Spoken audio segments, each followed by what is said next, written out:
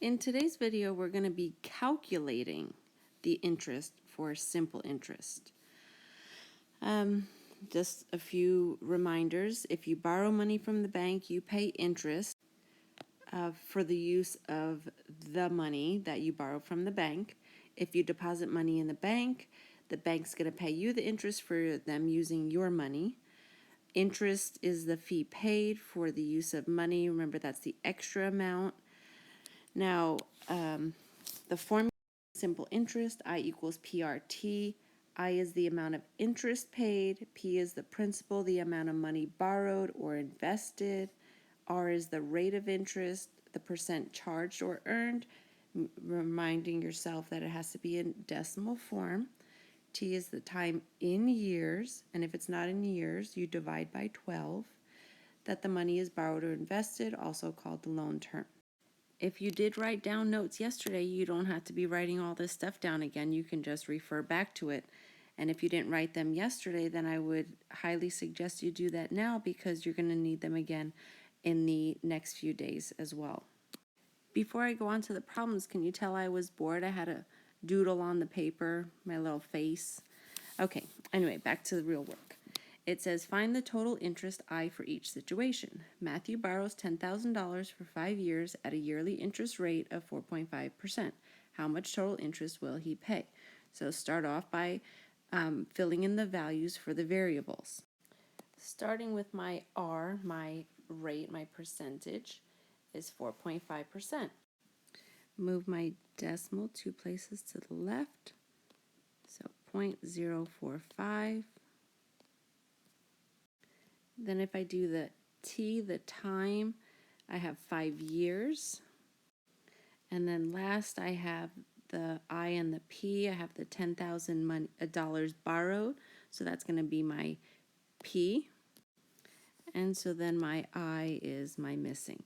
Now today you're going to need to calculate. So you're going to have to take those values and substitute them into the formula. Now you can see I did a little color coding for you, so when you fill in your information, that may be helpful. All right, so I, we don't know, equals, and line everything up, P, I look over to the side, it says 10,000 times, remember when you don't see a symbol in between, that's multiplication, so then the R, 0.045, and then times the 5 years. Type that all in your calculator, and you will end up with an interest of $2,250. So Matthew has a total of $2,250 of interest he will have to pay. Number 2, Jessica deposited $2,600 in an account that has 4% yearly interest rate.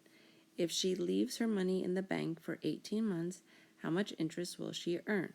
So filling in my values for the variables, the R, I have 4%. 4% turns into 0.04. Okay, then we look for the T, the time. We have 18 months. But since the time is in months, we have to divide by 12. And when we divide it by 12, we get 1.5 years. Then we have the P and the I. The P deposited $2,600. So that's going to be the principal, the money deposited. All right, now we can take those numbers and fill them into the formula. The I we don't know, so we just bring that down, bring down the equal sign, the P, again I color coded, so 2,600 times the 0.04 and times the 1.5. When you type that in your calculator, you will end up with $156. That's the amount of interest. This time she deposited her money into an account, so this is the money she's going to end up getting, the extra money that she will earn. Number 3, Andres borrowed $45,000 from the bank for 3 years. That has a 6.25% yearly interest rate. How much interest will he pay? So let's see, borrowed 45,000, 3 years, 6.25%. How much interest will he pay?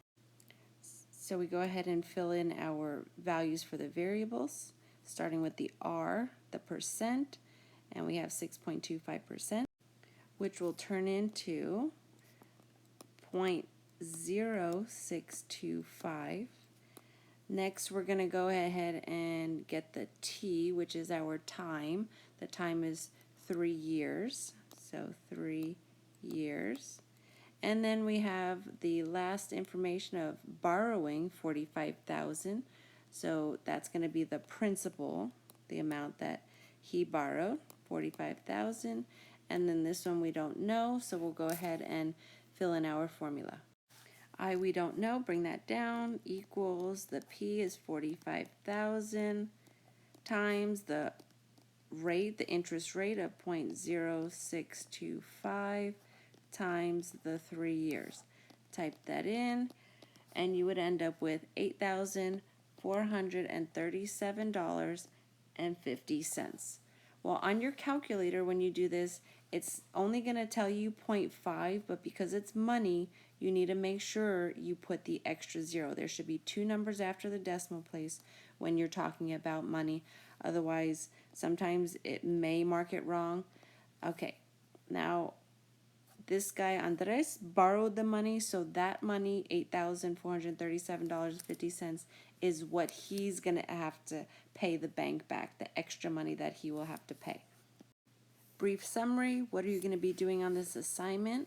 First, start off by breaking apart and filling in your values for the variables. Then you're going to take these values and substitute them into the formula I equals PRT.